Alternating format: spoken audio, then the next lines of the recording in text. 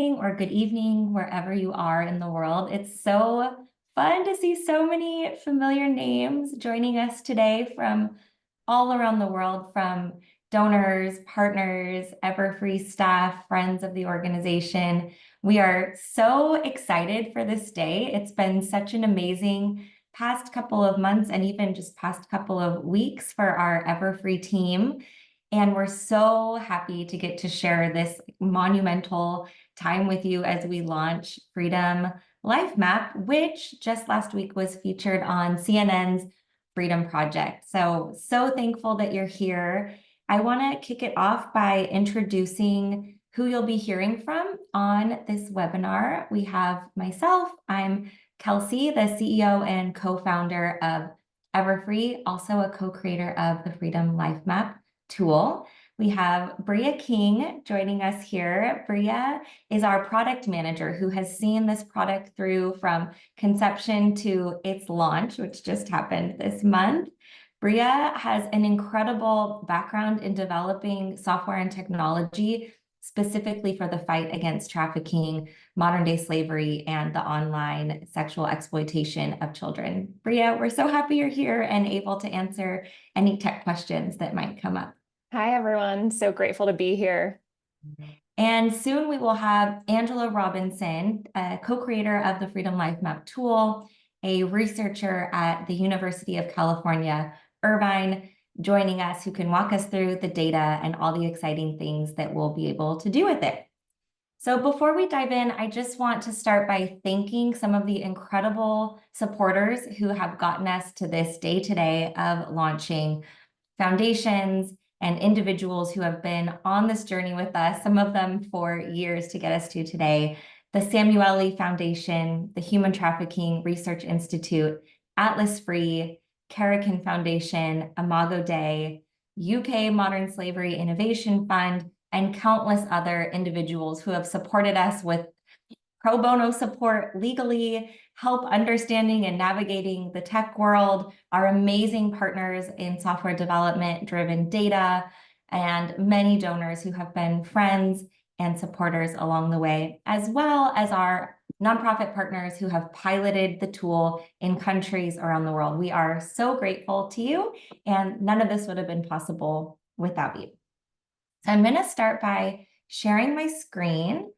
And we're just going to begin by sharing how we got to today, what led us to launch Freedom Lifemap. Okay. We started at the end here. Here we go. Freedom Lifemap. So I want to start a little bit with our story as an organization, which really is a bit of my story into the fight against modern-day slavery. For those of you who know me, I'm from Southern California, and I learned about human trafficking in 2006. And long story short, learning about the injustice happening in the world led me on a journey that's been lifelong up to this point. And I ended up in Uganda in 2010, working with an incredible team of women who were starting aftercare programs for survivors. So residential homes providing comprehensive care to women and children who are escaping modern-day slavery and needed support, getting the comprehensive care needed to reintegrate back into communities. The women and children that we were working with had their lives really devastated in many ways, from their physical health, from the trauma that had happened to their bodies, their mental and emotional health, their connections to communities and families, and their educational and economic opportunities. But each one of these individuals was unique. Their dreams for the future were unique. Their backgrounds and their family and their communities were unique. So we needed a quick and easy way to understand what their strengths, what their vulnerabilities, what their priorities were, so that we could connect them with the right services and then ensure that our programs were making an impact. We weren't able to find tools that existed to do this, so we set out on a journey of building one ourselves. And when we set out to build this tool, we looked at the issue of modern-day slavery and really exploitation in general. And while freedom is a basic human right, one that all of us on this call get to experience, billions, nearly a billion people around the world are experiencing various forms of exploitation, from gender-based violence to labor exploitation to modern-day slavery. In fact, 50 million people are living in modern-day slavery as we speak, and 1 in 10 children are exploited globally. Despite this really alarming and overwhelming scope of the problem, very little evidence exists about what works to support survivors and prevent exploitation from happening in the first place or happening again once survivors exit exploitation. There's also very limited funding and collaboration to scale solutions. The problem is continuing to grow, and our solutions and our use of technology are not keeping up to that. There is a lot of hope, though. We do know that strength-based and participatory approaches to providing care and services are more effective and more efficient for those who have experienced exploitation and those who are vulnerable to exploitation. In fact, a recent study found that the greater the number of survivors' needs were met, the greater their chance of stability would improve. In fact, every need met by a service provider was associated with a 1.6 increase of odds of stabilization for an individual. So if we could understand the needs of each individual and connect them with the right care and support that they need, we could really make a much greater impact and make a huge progress in the fight against modern-day slavery. So our goals in building Freedom Lifemap are this. 1, to ensure that survivors receive the unique, effective care that they need. 2, to support communities and organizations so that they can understand what's working and what their gaps are, and then scale the most effective solutions for survivors and those vulnerable to exploitation. And lastly, as we work together collaboratively as a global movement, that we develop more effective and efficient solutions to stop exploitation and ensure freedom for all. So to do this, we looked at what existing tools were out there to do so.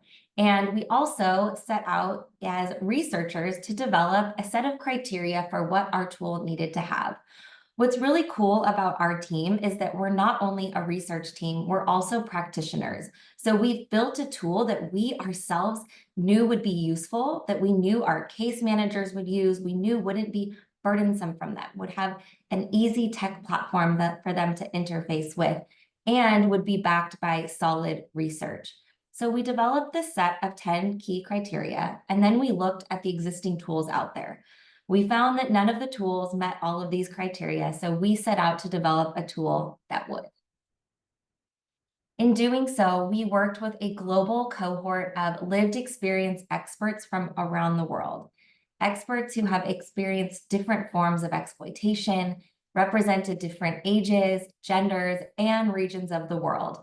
We also worked with a global group of innovation partners, organizations around the world, providing strong services to survivors and those who are vulnerable to pilot the tool and ensure that we created something that was useful and impactful. In developing this, we identified the 6 dimensions of freedom: health and basic needs, rights and safety, housing, infrastructure and access, education, employment and finances, community and connection, and mental and emotional well-being. We then adapted the tool for many different locations around the world, put it into their cultural context, into their languages, and then piloted the tool in all of these locations you can see on the map. As such, we've found that Freedom Lifemap can create systemic change by getting survivors the care that they need, by equipping organizations to understand and scale what works, and by getting much needed lacking data to the global movement to influence policy and funding decisions.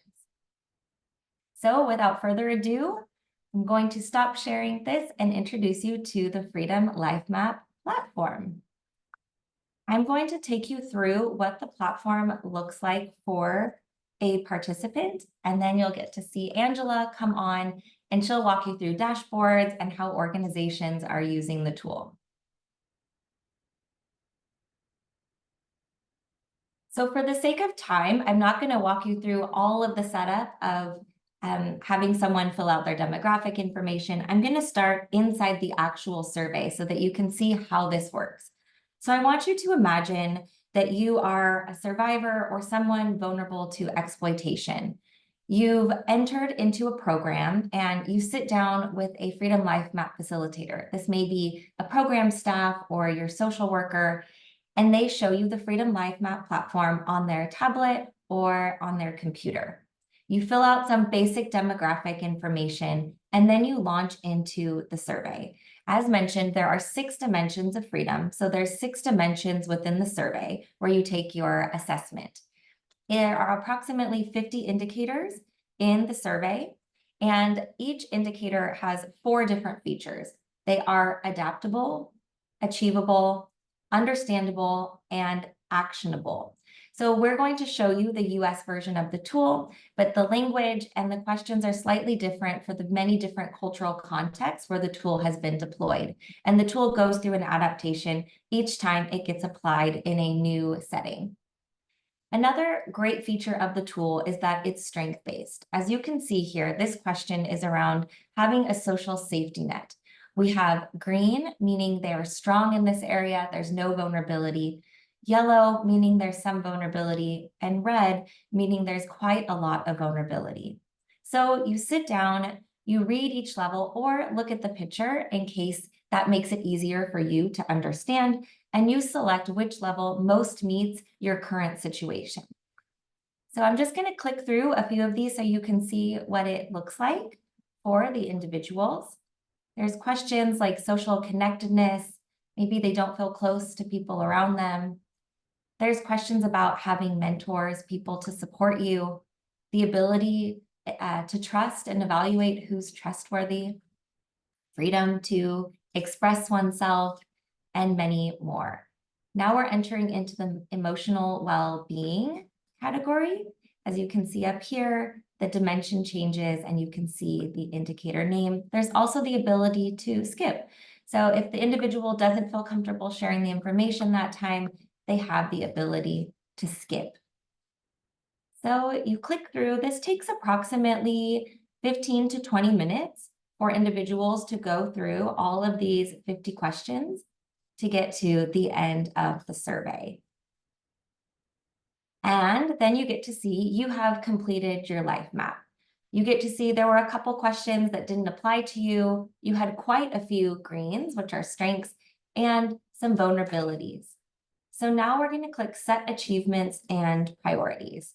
This is where our team always says the magic happens. This is such a cool feature that individuals and their case managers get to see all of their data mapped out on one page to quickly get a snapshot of where the strengths are and where the vulnerabilities are.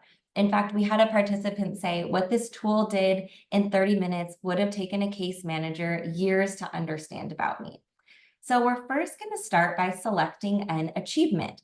This is a strength-based tool, and so it's really important to us that those who use the tool can celebrate the achievements and the strengths that they have. So let's make an achievement in freedom, rights, and safety.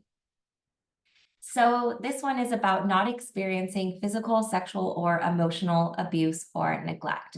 It asks the question of what actions did you take to address this need? We're going to say, got out of a harmful relationship. Who helped you? My case manager. It's going to go here. And as you can see, it's marked as a priority, or sorry, as an achievement. Next, we're going to set a priority. From our work implementing this tool, we know that savings is one of the top priorities globally. So we're going to click on this one. I have no savings. Then ask questions. What are some of the barriers or challenges you faced in addressing this need? Let's say they don't have a safe place to keep my money. What can you do to make progress? I can set up a bank account. And how long will this take? Let's say 1 month. We're going to save this priority, and you can see it's marked here. Most individuals are selecting 3 to 5 priorities and then revisiting the assessment after 6 months to show progress over time. I'm going to click continue, and another fabulous feature is that the life map can be emailed or printed and sent to the individual, so they have control of their life map. This is what they receive: the summary of their results and the information about their plan and their achievements. We're going to finish this, and then it takes you into the dashboard.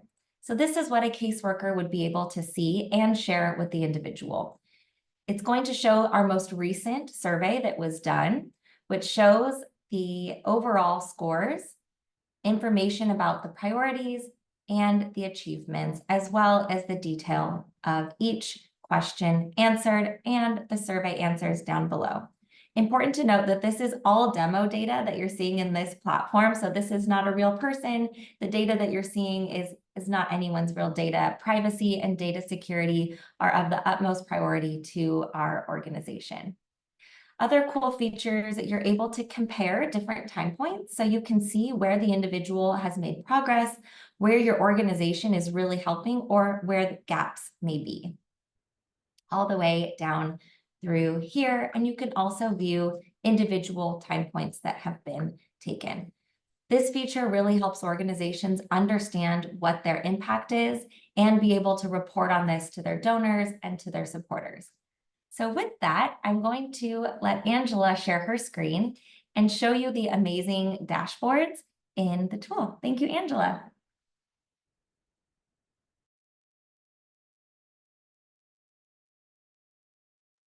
All right, thanks so much, Kelsey. So I'm Angela Robinson, and I've been partnering with EverFree to understand the patterns and trends that we're seeing from the global data that's coming back and help organizations better understand their own data. So the data that I'm sharing is real data that's been coming back from pilot sites around the world. And this is a summary of the dimensions. So summarizing all of the responses that programs have had across the 6 dimensions globally. And every organization has access to their own dashboard where they can see these patterns and trends within their own program. And then globally, we can make some comparisons to find out what the patterns are, what the trends are, and where additional resources are needed to best support survivors. So I'll point out a few things here. So from the dashboard, organizations can easily understand patterns in terms of where participants are reporting the most strengths. So here we can see that participants are reporting the most greens in the rights and safety dimension. And that's been pretty consistent across the pilot sites. So across all of the pilot sites that are using the tool, rights and safety is within the top 2 dimensions in terms of where participants are identifying strengths. So that shows that participants are coming in with a lot of good things already established in their lives, and organizations at the outset of programming are helping participants establish basic rights and safety that will help support them in other areas. So then on the flip side, we can also use the dashboard to easily identify the dimension where participants are identifying the most vulnerabilities. So here we see that in the education, employment, and finances dimension, this is where participants are reporting notably fewer greens than in other areas, and more reds as well. So we can also see from the dashboard the achievements that participants have identified and priorities. You can see that 347 priorities have been set in this education, employment, and finances dimension. So we know that participants are really wanting to work on this area and dedicate a lot of their attention there. So to understand more about the specific needs, organizations can look at a breakdown by the specific life map indicators. So rather than at that dimension level, what are the specific indicators where participants are identifying strengths and priorities? So organizations can sort by the indicator where participants have the most greens. So you can see globally, this is freedom from sexual exploitation, access to clean water, the ability to freely express their spirituality and religion in the ways that they wish, or not express it in the ways that they don't wish, freedom from abuse and neglect, and safe lifestyle. So we can see some patterns emerging in terms of where participants are identifying strengths and what resources are already available to participants that can help them build toward their goals in other areas. We can also sort by where participants are reporting the most reds. So Kelsey mentioned that savings is one of the top vulnerabilities that participants are identifying. You can see that reflected here. About half of participants globally are selecting that red level. We can also see that household income is an area where there are higher frequencies of reds. Body markings, that's like having tattoos or other body markings that participants would like to have removed.